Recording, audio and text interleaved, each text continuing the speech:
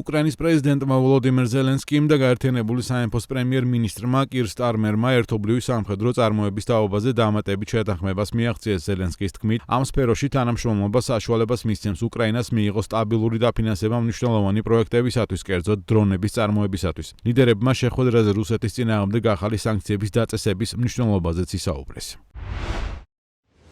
Honda მრავალჯერადი რაკეტა გამოსცა და იაპონური საავტომობილო კომპანიის მიერ წარმოებული მრავალჯერადი რაკეტა, რომელიც სიგრძეში 6.4 მეტრია და 1270 კილოგრამს იწონის, არასრული 1 წუთის განმავლობაში 271 მეტრზე აფრინდა და მოგვიანებით დაშვების წერტილთან ახლოს 37 სანტიმეტრიანი ცდომილები დაეშვა, რასაც მეცნიერები დიდ წარმატებად მიიჩნევენ. კოსმოსური ამბიციები Honda-მ ჯერ კიდევ 2021 წელს გაასაჯაროვა და მას შემდეგ ამ მიმართულებით აქტიურად ვითარდება. ხედვა, რომელიც იაპონურ კომპანიას აქვს, ახალი ნამდვილად არ არის, პირიქით ის ისევე ვითარდება, როგორც ილონ მასკის SpaceX-ი და ჯეფ ბეზოსის Blue Origin-ი.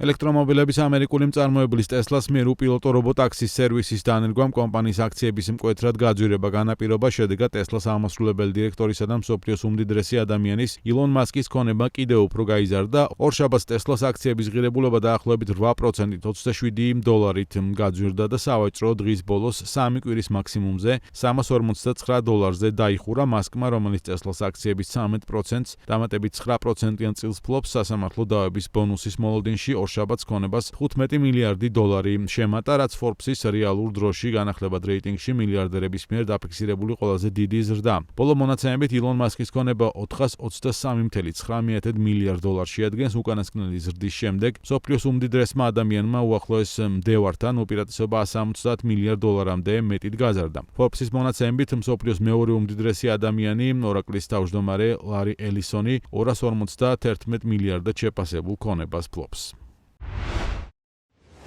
გერმანიაში ელექტრომობილის დამუხტვის ღირებულება ხშირად ბენზინის ფას აღემატება, რაც მწვანე ტრანსპორტზე გადასვლას საფრთხეს უქმნის. ამის თაობაზე სექტორული გამოცემა Encore წერს, მწვანე ენერგიის მიმწოდებელი გერმანული კომპანია Lichtblick-ის ცნობით 100 კილომეტრისთვის ელექტრომობილის დამუხტვის საშუალო ღირებულება ჩვეულებრივ სადგურზე 10.45 მიასედი евро, ხოლო მაღალსიჩქარიან სადგურებზე 12.6 მიასედი евро ღირს, მაშინ როცა იმავე მანძილისთვის საჭირო 6 ლიტრი ბენზინის ფასი დაახლოებით 10 ევროა. მაღალი ტარიფის მთავარ მიზეზად კომპანია კონკურენციის ნაკლებობას ასახელებს, კერძოდ დამუხტვის სადგურების უმეტესობა ქსელურ ოპერატორებთან ასოცირებულ ადგილობრივ ენერგეტიკულ კომპანიებს ეკუთვნის.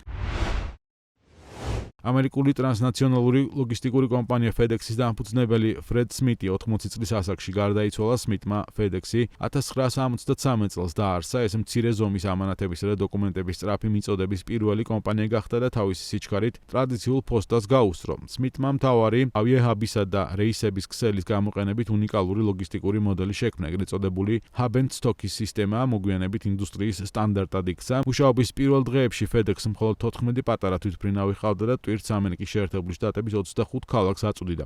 ფრედ სმიტის ხელმძღვანელობით FedEx-ი გლობალურ ლოგისტიკურ გიგანტად გადაიქცა, რომელიც ყოველწლიურად საშუალოდ 17 მილიონ ამანატს ამუშავებს.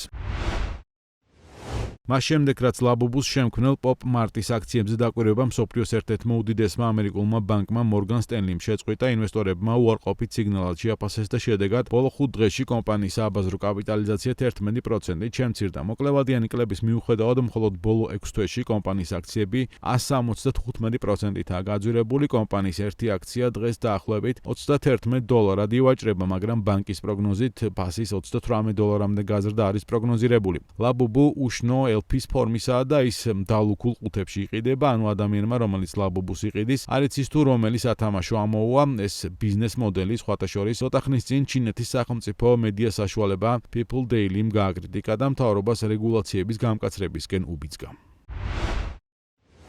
UBS-ის 2025 წლის გლობალური სიმდიდრის ანგარიშის თანახმად 2024 წელს ამერიკის შეერთებულ შტატებში თითქმის 400,000 ადამიანმა მოიპოვა მილიონერის სტატუსი. ეს ნიშნავს, რომ ყოველ დღე საშუალოდ 1000-ზე მეტი ამერიკელი უერთდებოდა მილიონერთა სიას. 2024 წლის ბოლოსთვის ამერიკის შეერთებულ შტატებში მილიონერების საერთო რაოდენობა 24 მილიონს მიაღწია. ეს რიცხვი მსოფლიოს მასშტაბით ცხოვრები მილიონერების 40%-ს წარმოადგენს. ამერიკის შეერთებულ შტატებში გლობალური სიმდიდრის დაახლოებით 35% მოდის. მილიონერთა უდიდესი ნაწილი თავის წარმატებას საფონდო ბირჟას, საინვესტიციო საქმიანობას და კერძო ბიზნესს უკავშირებს. გარდა ამისა, მზარდია იმ ადამიანების რაოდენობა, რომლებმაც ამ სტატუსის მიღწევა მაღალ ანაზღაურებადი პროფესიული საქმიანობის შედეგად შეძლეს.